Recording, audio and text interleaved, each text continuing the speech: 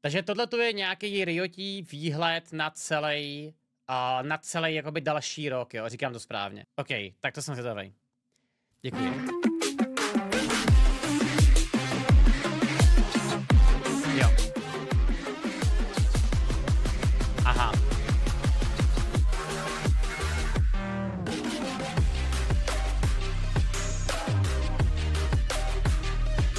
Si kámo docela zandali tady.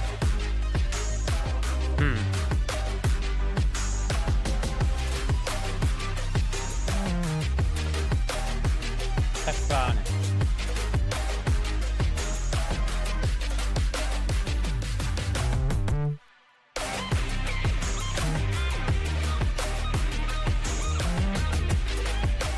Až takhle moc si dali práci.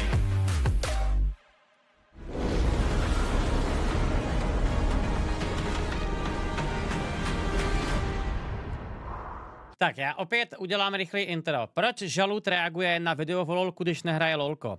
Protože rioti mají poměrně hodně veliký vliv na celý herní průmysl. A kdykoliv rioti něco vymyslej, tak se najednou začnou všichni jako tak nějak otáčet okolo toho, co se děje. Takže dám konkrétní příklad. Kdyby nevyšel Valorant, nikdy by tady nebyl Counter-Strike 2. Jo, například. Proč? Protože tady nebyla konkurence a nebylo důvod to nějakým způsobem měnit. Takže mě strašně zajímá, co se tady bude dít. Protože hodně podobná situace je třeba s tou jejich bojovou hrou, s tím projektem F, nebo jaký to je, buď to je to L, nebo F, anebo T, tak je strašně teďko vidět to, že třeba Street Fighter hodně měnil způsob zapojení nováčků do gameplaye právě kvůli tomu, že rioti dělají novou bojovku. A tak jen 8 by na tom mohlo být hodně podobně, jo. Takže jsem zvědavý. Pojďme, let's go. Hey folks, I'm Andre, also known as Medler. And I'm Jeremy, aka Right Brightman. Welcome back. Jo, Medler, já jsem říkal Metla. We hope you all had a wonderful and happy holiday season, and we're really excited to welcome you to season 2024. Now, we're filming this video in early November, so anything that happens between now and the start of the season won't be covered in this video. Today, we're going to be joined by more folks from across the league team to talk about some of the things coming in 2024, like ranked updates, new champions, some information. Ale Namco a Capcom ještě nepochopili, že free to play je way to go. To seš ty fiste, opravdu. Nevěřím. Taková legenda tady v chatu, ty bláho. About Arcane Season 2 and some updates on esports. Now, before we get started, don't forget that when you jump into a game in 5 days, Summoner's Rift is going to look and feel a little bit different. Get ready for some new objectives, map changes, and updates to the core item system. And as a reminder, Season Start Cinematic is going to be releasing next week on January 10th. Počkat, ona vychází teďko nová sezóna, že jo? Že by si kámo zahrál lolko po roce. Ne, to je špatný nápad. Ne.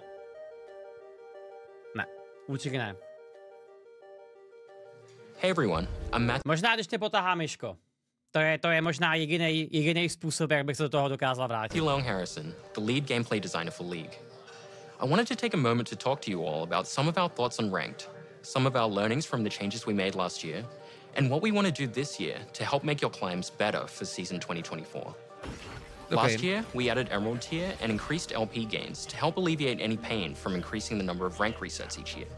And while we've seen an overall increase in match quality, there were some side effects that moved. Já jsem se bavil teďko o tomhle s Mirkou a Mirka mi říkala, že teďko Emerald je novej D4. Že lidi jsou pořád staknutý jako na nějakým týru, akorát ten týr je někde jako jinde a že to je prej úplně stejná bolest, jako to bylo před x lety.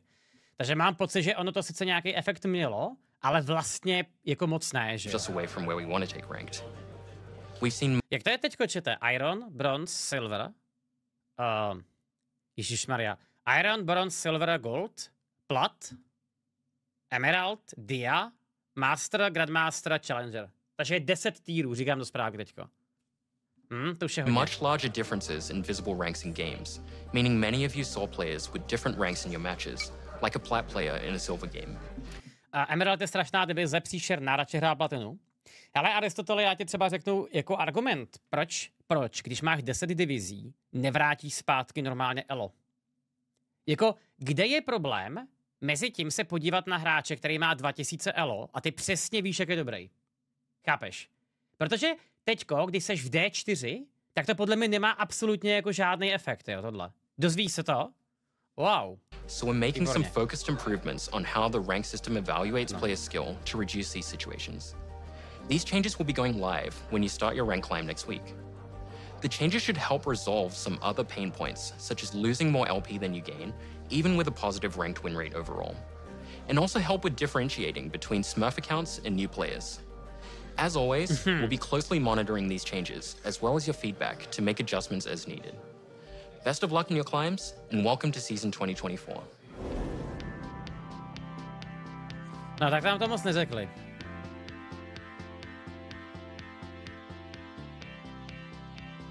Jako? Jak oni chtějí sakra flagovat accounty, že jsou smurfové? No asi to zvládnou, když se podívají na iPin, no. To je zajímavý. Hi everyone, I'm Lexi Gao, aka Raya Lexico, the Champions team lead. And I'm Soap May, also known as Soapbox, production lead on the Champions team. We've been working on Skarner's update for a while now, and we've been polishing him up to be ready for his big day. Meanwhile, he's getting ready for some fun too. Last time we talked about Skarner, we showed his gameplay, but we never really talked about his lore. Skarner was a founding member of the Untal, where he helped guide. Kdykoliv jsem viděl člověka, který hraje Skarnera, tak to buď to byl troll, anebo člověk, který ti chtěl zničit hru. And shape Ishtal into the prospering region it is now. He is, however, very suspicious of the outside world and believes that Ishtal should be isolated to be safe, and he will not hesitate to run down intruders to keep it that way. We are currently finishing up Skarner's VGU, and we can't wait for you to skitter across the rift in the first half of the year. After Skarner, we're working on 2 other champion updates. The first one is for a champion we haven't talked about before, but plays a pretty big role in a show that maybe you heard about, Arcane. We want to bring their Arcane version to the Rift with updated visuals and VO, while also giving some love to their gameplay. You can expect to see them early next year after the second season is over. As for what comes after the Arcane-inspired VGU, we're excited to To je ten Smoldr, anebo to je ještě něco jiného? Announce that we'll finally be tackling Shyvana. She has a great theme and has become an iconic part of the league roster. Thus, we're thinking about refining and progressing who she is and tuning up her gameplay instead of a complete overhaul on her narrative and themes. Think more Udyr. Bude to ta generálka z Noxu. Jo. And less Skarner. Jo.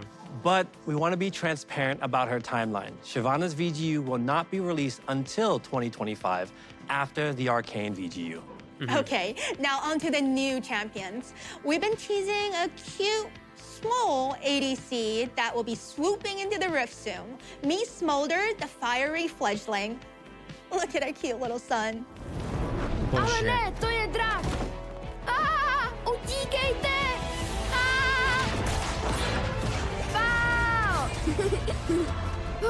Aspoň jsem zase neskončil ve stromě.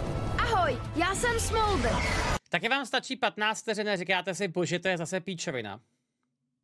Já to nedokážu ani jako říct slušně, jo? Že se na to jenom člověk podívá a řekne si, dobrý, jsem rád, že nehraju lolko.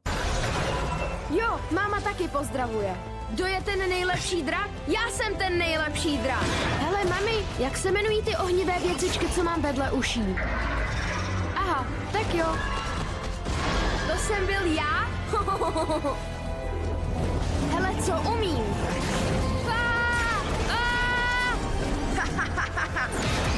Láhoví smrtelníci.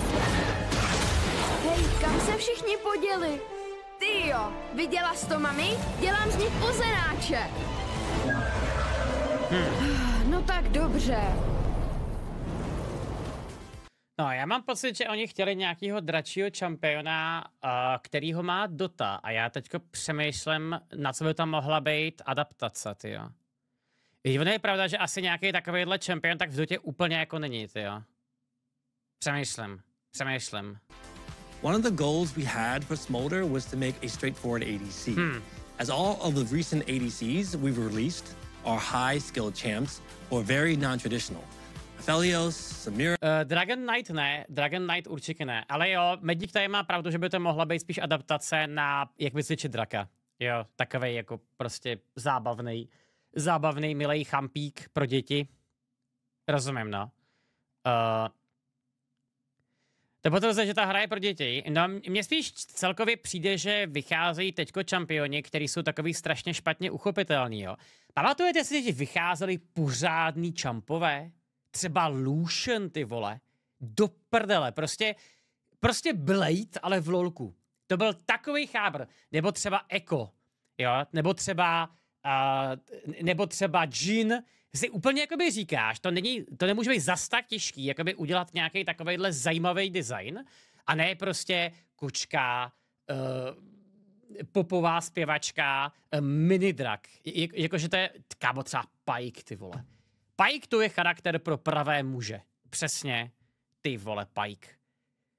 A teďko neříkám jenom tím kitem, ale tím designem si úplně říkáš, sakra, byl pořádný chábr. Zeri, Nila. We want to fulfill the fantasy of a little dragon who can focus on honing his fire-breathing skills. And while Smolder may be working on his skills, his mom is never too far in the distance and is always ready to make an appearance when he needs her the most.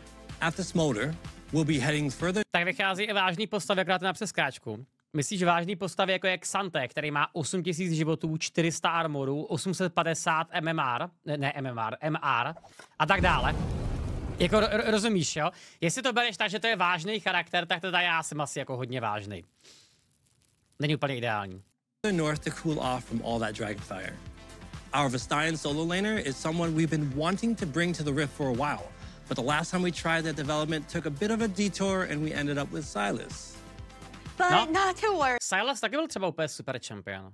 Jako můžeme se bavit o tom, že ten kit není třeba, nevím, jako adaptabilní nebo je moc složitý, ale to byl třeba super champion, nebo třeba, jak se jmenuje ten boss charakter jako z Joja, Set?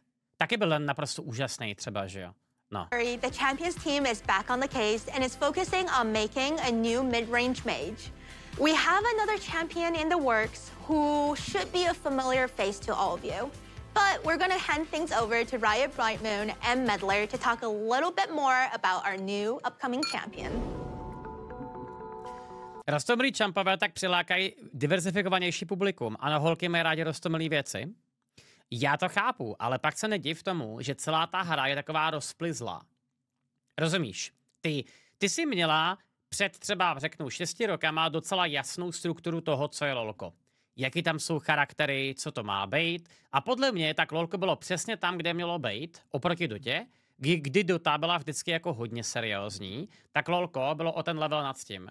A teďka se z toho najednou začíná stávat takový K-pop, takový anime, což neříkám, že je úplně špatně, ale je to strašně divný to je. Já nevím, jak to popsat. Jak kdyby si srovnala třeba to, že by si vzala Vovko a chtěla by si z Vovka z klasiku udělat Genshin Impact. Já neříkám, že ty dvě hry jsou jako špatný, obě dvě hry jsou skvělý. Ano, řekl jsem to, ale strašně ti to nabourá tu konsistenci toho, jak je nastavená ta hra, že jo. Působí to úplně divně. Last year, we shared that Arcane Season 2 would be releasing globally this November. Everyone at Riot is really excited by the show, and we've been inspired to bring Arcane into game more. We're excited to show you a small preview of one of the things the League team's been working on. So the first bit of Arcane you'll be seeing in the League will be Ambessa Madara. She'll bring Noxian domination to the Rift. And much like how she is in the show, she won't be for the faint of heart in game. Don't let her large stature fool you, though. She brings both strength and speed, sidestepping attacks with surprising agility. And Ambessa's only the first piece of Arcane coming to League this year. To celebrate Arcane Season 2, we'll have Arcane-inspired gameplay and a new VGU, new skins, as well as a few other surprises. I am so excited for the new season. I hope you are too. Can we show him a clip? Maybe just one? Okay, one, but just a short one. Výborně.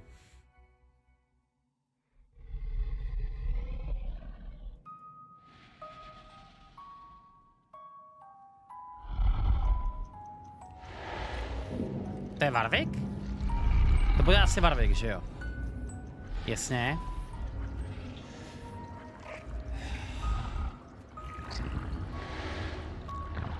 Tohle je Sinch, ano, já myslím, ten, kdo tam hřmí v pozadí, že jo?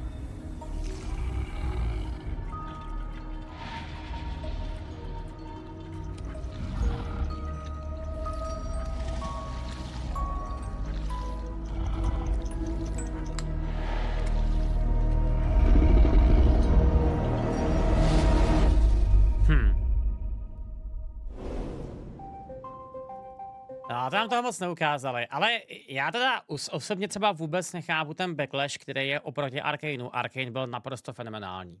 A si říká, kdo se co chce, tak Rioti porazili úplně všechny na úplně jakoby tom stejným, na úplně té stejné ploše. Kdyby dokázal Blizzard udělat stejně kvalitní seriál ze světa Warcraftu, tak by taky si všichni ty vole z toho stoupli na prdel.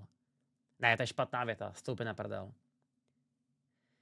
Já se musím začít říkat tyhle ty poučky někde bokem, tyjo. Stoupli na prdel. Sedli na zadek. Ano, sedli na zadek, ano, v pořádku. Hey everyone, I'm Evan Humphreys, aka Riot Revenancer, the lead system designer for our motivations team. We're responsible for creating and maintaining the various systems around the game like loot, honor, and champion mastery, which is what I'm here to talk to you all about today. Champions are the most central part of League, and we love the dedication that a lot of you have to your mains. Yep. We want mastering champions to be a meaningful experience that lets you... Já nevím, jak jsem tady na začátku. Ty tomu tak rozumíš? Máš místo mozku zpěva kostku. Dovol. Taky pak dovol. Vaj, náfiry jsou vážní šampové ze rok 2023 Briar a Milio jsou ti Disney víc toho nevyšlo. I když Briar LeBlanc zavřela a dělala na ní experimenty, takže mno spíš jde o vizuál než o vážnost příběhů. Late, já neříkám, že nevycházejí jakoby dobrý čampové, to vůbec, ale já se bavím o tom, že když ty vydáš jednoho takového debilního charaktera, tak je to úplně rozbije konzistenci té hry. Vezmi si, co ti udělala Yumi s celým lolkem. Já bych doslova teďko odděloval normálně lolko na dobu a dobu temna a uprostřed je Yumi. No tak to je přesně ono, že jo. Tam je jakoby ten primární problém, podle mě, který vzniknul. Jinak zpátky, já teda zase, abych to teďko trochu zabil ten svůj argument. Pořád si myslím, že Rioti dělají nejlepší champion design kvůli tomu, že ty se podíváš na charakter a přesně víš, kdo to je. Yasuo, Teemo, přesně víš Jinx, Caitlyn. Úplně přesně víš, co to je za charakter. You differentiate more between players who play champions some and players who play them a ton. So, we're uncapping the leveling system and letting you show up exactly how much you play your favorite champions. Level 7 through 10 will unlock new versions of the Mastery emote, and after that, we'll add an evolving number that displays your total Mastery level from 11 and beyond. And don't worry, your current champion Mastery points will carry over to the new system. So if you've already grinded to Mastery 7 on your main, there's no need to do it again. And those of you with enough Mastery points will end up at even higher levels.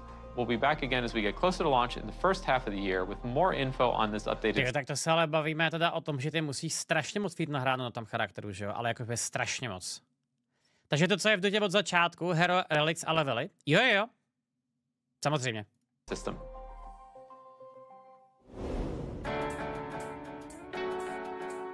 To je stejný. Hey everyone, I'm Eduardo Cadmus Cortejoso, and I'm a team lead for game modes on League of Legends. Hi, I'm Selena Chuchu Chang Liu, the delivery lead on the modes team. So last year, we released Arena and we received a huge amount of support from all of you. We brought it back in December to test out some changes and make some improvements. Já jsem to bohužel nestihl, nicméně slyšel jsem o aréně akorát pozitivní věci. Že prej to byl nejlepší mod, který Rioti udělali, možná vedle úplně původního Aramu, nic takového. We're happy to share, though, that it's coming back again in the first half of this year with even more improvements. Our goal for the next iteration of Arena is to increase champion diversity, improve game-to-game variance, and foster even more experimentation. One of our favorite parts of Arena is the ability to play some fun and wacky combinations that wouldn't and maybe shouldn't work in Summoner's Rift. So we want to encourage that with some more targeted changes to gameplay and game balance.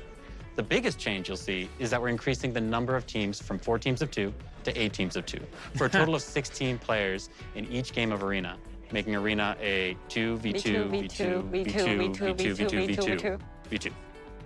This means that you'll face different teams more often, have more chances at redemption, and maybe get out early or crush the competition if you're really doing well.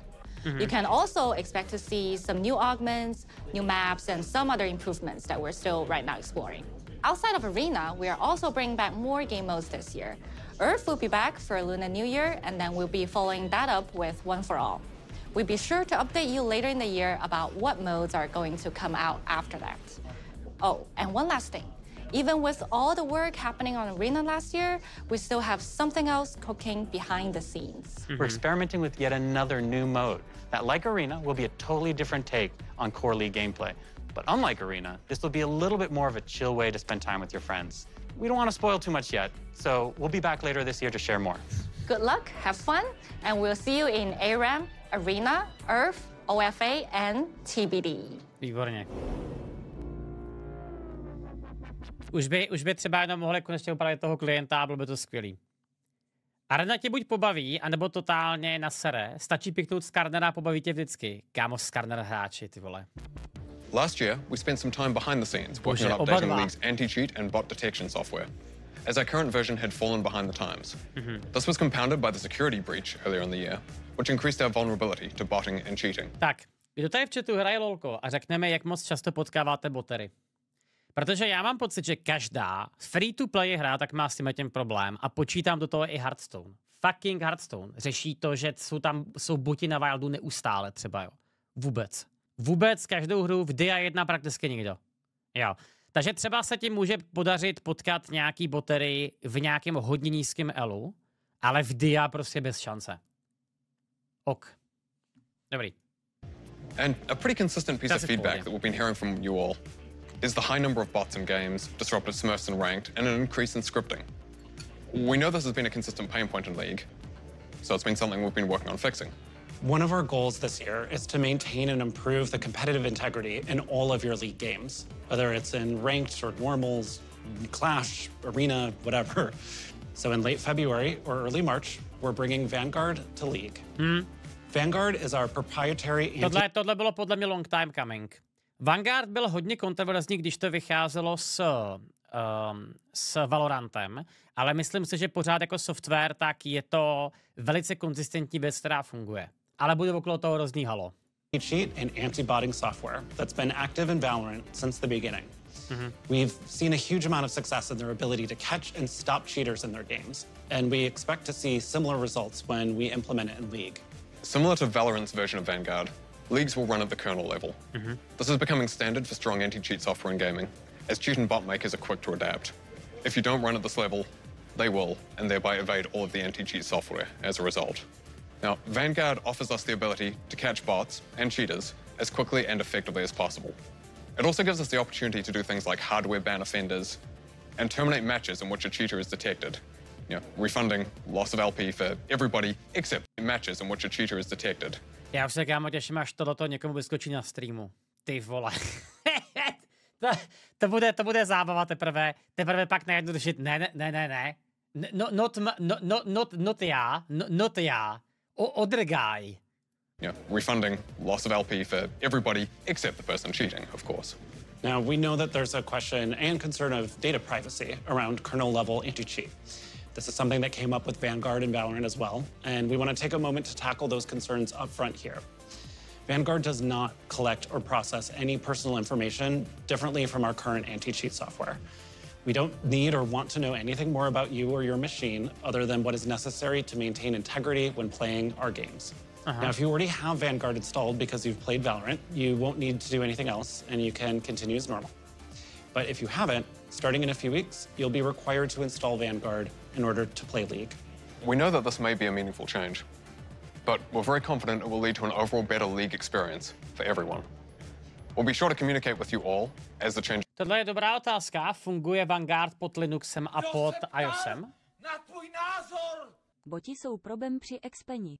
Novihrádci prakticky nemají šanci hrát proti botům a musí rovnou na nejsilnější boty nebo proti Hammer Distractoid. Protože prostě hraje s 1 v 5 se 4 a v boty na bazi. Jo, takže boteři fungují tak, že oni levelají ty accounty na 30. level a pak je prodávají. Jo. Docela pochopitelný. Děkuju. Ahoj, Damare. Just go live and to let you know how things are going afterwards. All right, we're going to hand things back off to the dev team now for an update on some of the skins coming to League this year. It's like trying to craft a unique fantasy where you can't have any kind of costuming on the stretch locations and like the thighs, the knees, the elbows, so you're kind of isolated to Hey everyone, I'm Stephanie 100-Piece Nuggets Leong, the Skins team lead. And I'm Thomas Ranby, aka Riot Hylia, the concept art lead for Skins. Today we're going to talk a bit about some of the upcoming thematics for League, some of our goals for 2024, and we're going to give you all an update on our ASUs. But first... Jak já mu úplně vytáčí, každý ten vývojář je nádherný, krásný člověk, který výborně mluví. Kde jsou do prdele ty starý, kvalitní, hnusný vývojáři, který sedějí jenom u kompu, ty vole, a řeknou nám, no, tohle jsme vymysleli po 40 hodinách a je to docela v pohodě. Ach jo. Ty pracujou.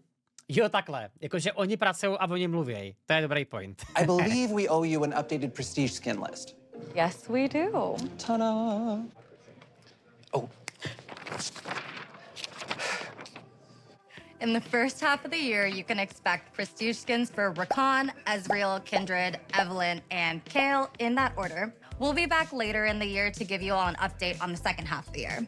We also wanted to give you all an update on our 2 ASUs. Lee Sin's base is finalized, and we've been working through his extensive skin catalog. We spent a lot of time testing out his animations to make sure we didn't impact his smooth gameplay, and have been sure to similarly focus on this with his skins. We're really excited to put him and his newly unbroken neck into your hands, and you can expect to bring him onto the Rift in early May.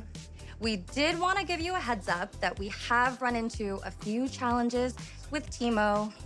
Such a troublemaker. Mischievous. Ugh, seriously. His ASU is taking us a bit longer than we originally intended, and we're currently figuring out our updated timelines, but we'll be back with an update later this year with a sweeper to let you know when to expect an updated Swift Scout on the Rift. All right. Now on to the new and returning skin thematics of the year. So first up, we're going to be celebrating the Lunar New Year with a brand new thematic called Heaven Scale, which pays homage to the rich cultural heritage of the holiday. In the world of Heaven Scale, a curious court of deities take on human guises and descend from their palaces in the clouds to take part in the... No a přesně jak jsem říkal, já tady teďko nechci nutně říkat to, že všichni se aktuálně orientují na ten asijský trh, ale začíná to být docela brutálně vidět ve všech těch velikých hrách. Immortal celebrations below. So Heaven Scale's design fantasy skews a bit more heavily into ancient historical divinity and garments in order to distance itself from our more modern takes on the Lunar New Year, like lunar beasts or firecracker. We wanted to take care to preserve the majestic and beautiful designs while also keeping a fun and celebratory tone in line with the spirit of the holiday. We also have another brand new thematic coming up that delves into a world where primal instinct reigns supreme, called Primal Ambush. Primal Ambush draws heavy inspirations from the refined skill of martial artists and the raw, fierce strength of tigers themselves. We wanted to show some love to our Southeast Asian players. Jaké je, čete, vaše nejoblíbenější skin v LoLku? Vy, co teda to hrajete? Kdybych já teď měl třeba si vybrat, tak mně třeba přijde, že nejlepší skiny, které kdy vyšly, byly projekty. To bylo tak strašně unikátní a mně přišlo, že celkově celá ta skinline byla strašně dobrá, tyjo. Skala Guardiani třeba. Ty byly taky hodně speciální, no. Hajnuni. Jo, Hajnuni to byly takový ten divoký západ, že jo. Jo. Ono je pravda, že tohle se strašně špatně popisuje, protože to už je otázka vkusu, že jo. Každý musel líbit něco jiného. Starý Spirit Guard Udyr. Jo, to byl ten legendary skin, jasně. Elementalist. Jo. Lux.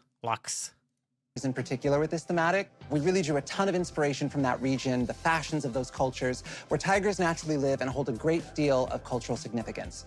We'll also have the return of some established thematics like porcelain, recent favorite. Gentleman Cho'Gath, kámo, to je nejhorší skin.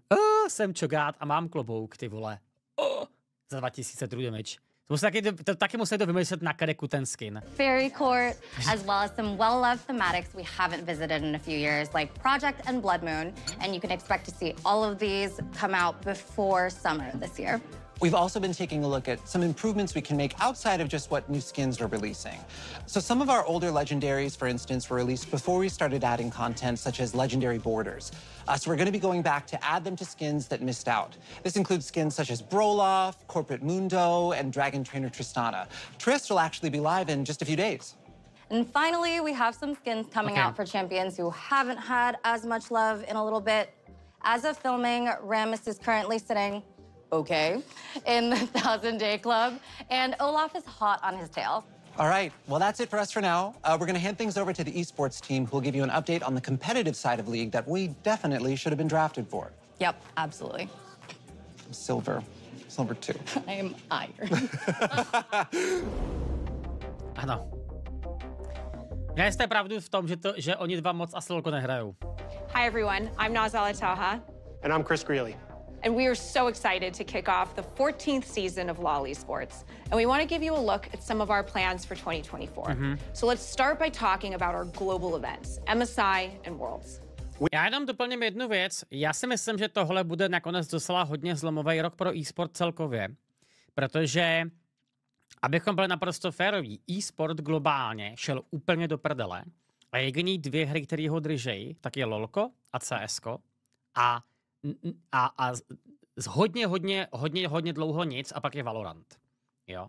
A zajímá mě, co oni chtějí dělat s tím, aby ta scéna se udržela, protože teď už to podle mě není o tom, jenom dostat lidi k tomu, aby se chtěli koukat na e-sport. Ty potřebuješ to etablovat mezi i nehráče těch her jako takových. Ty jsi zase mimo, Sladě si, jenom bych ti rád oznámil, že se v tomhle pohybuju přes 10 let a věřím tomu, že když říkám, že e-sport je na ústupu, tak v tom mám skutečně pravdu.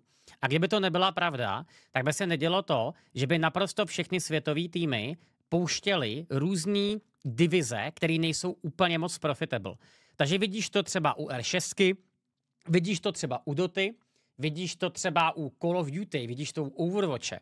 A teďko ty můžeš argumentovat tím, a teďko zase já se budu odpovědět na své otázky, jo. Ty můžeš argumentovat tím, ale Petře, to neznamená, že umírá e-sport, to akorát umírají ty hry, protože mají špatný development. A já s tebou souhlasím. Naprosto v pořádku.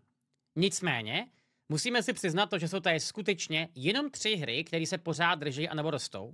A to je CS, LoLko a Valorant. Všechno ostatní je úplně v hajzlu. No. Co jde konkrétně do prdele s Dotou, vůbec neoponuju. Jině zajímá pohled někoho dalšího.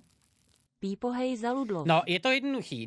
Dota má problém v tom, že Dotu nezačínají hrát moc noví hráči. To znamená, že Dota má pořád svých, řekněme, milion a půl core hráčů, který se pořád drží. Ale co se stalo, tak je to, že jak Dota je hrozně etablovaná v takovém tom ruským mluvícím trhu, tak po začátku války na Ukrajině, tak Dota šla strašně do prdele. A tady ti to může třeba Eliška klidně potvrdit z pozice jako Entropiku, kdy jsme, já už asi nemusím říkat nic o Entropiku, ale kdy se prostě řešili podobný nějaký spolupráce jakoby v rámci takových úrovní. A to není jenom Dota. Jo, to i třeba ruský CSkaři taky mají problém, že jo. To stejný Bělorusko a všechny podobné jako navázané země. Takže zase, tohle opět neznamená to, že nutně ty hry jsou úplně v prdeli, anebo že to úplně chcípne, ale já velice pochybuju o tom, že by se podařilo zvrátit ten trend toho, že e-sport bude teďko v nějakém úpadku a pak se může vrátit zpátky. Se podívejte tyhle na Fortnite. Jak měl ohromný e-sport Fortnite a jak to šlo úplně do prdele. No. A to je to největší na světě, že jo? Vedle LoLka. A Minecraftu. We want our international events to have a strong regional representation so that the best teams from each region can fight it out on the global stage. This year we're making it so that there are 3 base slots for the LPL, LCK, LEC, and LCS at Worlds, with new ways for teams and regions to earn additional slots. The LLA, CBLOL, PCS, and the VCS will have their slots remain unchanged. And we're keeping the same double elim format from MSI 2023, but we're going to up the stakes even more this year.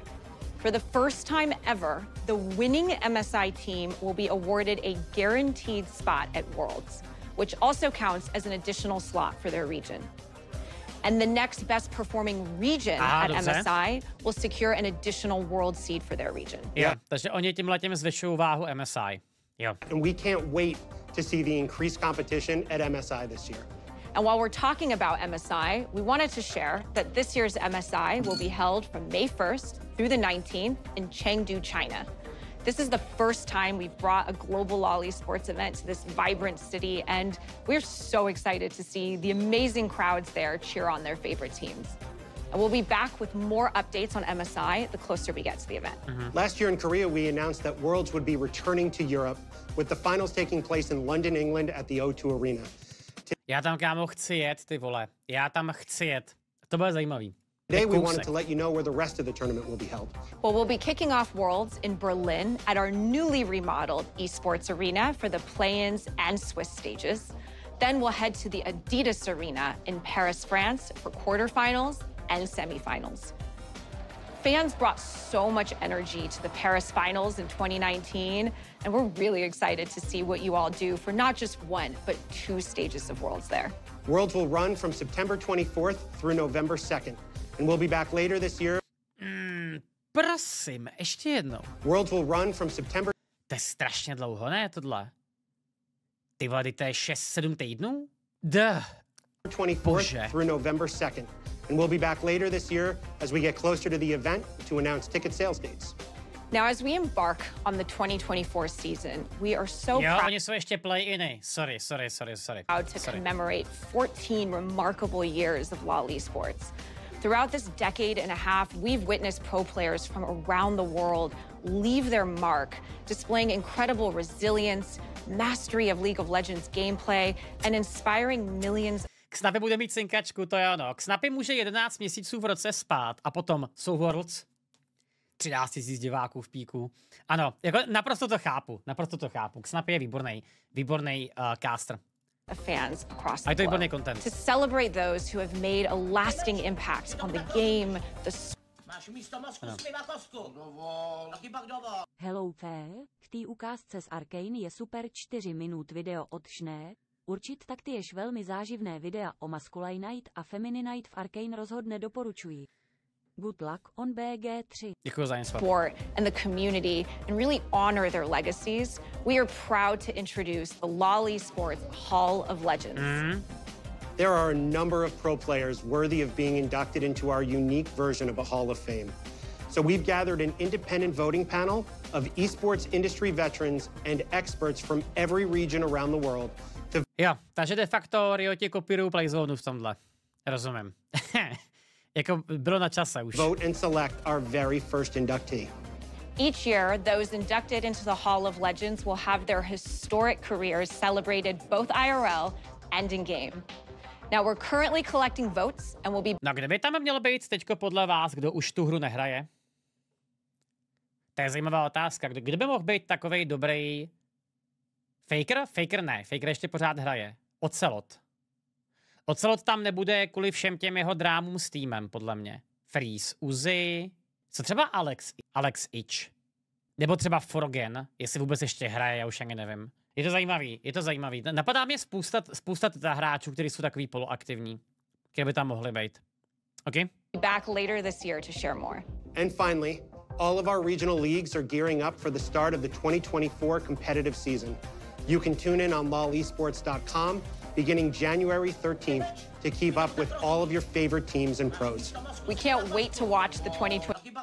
Když už jsme u toho, co si myslíš o sportswashingu v LoLku, vys tohle video.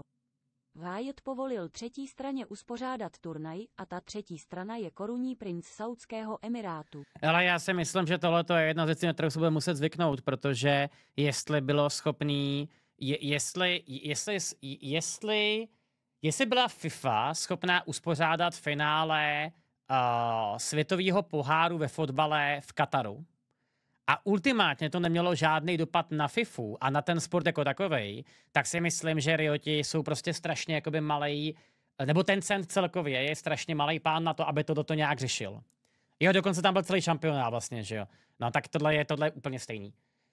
Jako začala bych si zvykat na to, že se tyhle ty eventy dějou v podobných zemích. 24 LOL Esports season with all of you. Je to jen o penězích. Good luck and have fun on your climbs. Thank you in advance for tuning in and supporting your favorite teams and leagues.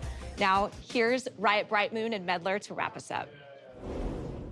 All right, before we go, we wanted to remind you that we're celebrating a special birthday for League this year. We are turning 15. We are so close to being able to finally drive a car. Oh, in the US at least. But we're looking forward to celebrating with you all later this year. We're not doing new game announcements this time. Okay. This year is all about League and celebrating our 15th birthday with all of you. So look forward to the celebrations coming in October. And as a reminder, don't forget to check out the dev blogs that go into more detail on some of the topics we discussed today. We'll also be back with our regular dub updates as usual after this video, so we'll be seeing you soon. Best of luck on your climbs, and welcome to season 2024. Ok. Názory? Potitulka, jo, ještě dokonce. To je Tryndamere?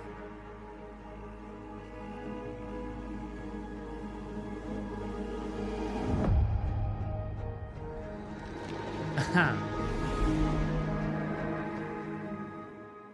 Výborně. Hele, video bych řekl velmi dobrý. Mám z toho celkem dobrý pocit. Vypadá to, že Rioti přežili všechny takový ty slabší místa, které prostě měli v rámci vývoje, který měli v rámci všech možných eventů a tak. A žijou dál, no. Žijou dál. Co mi to tam mrzí, tak je strašně malý fokus na ostatní Rioti hry. Jo, ahoj Mate. Ale zase chápu, že s tím není moc co dělat, no. Dota je lepší. Dota může být lepší, ale aktuálně ta hra je dost polomrtvá, no. To víme všichni. Jo, je to krásné.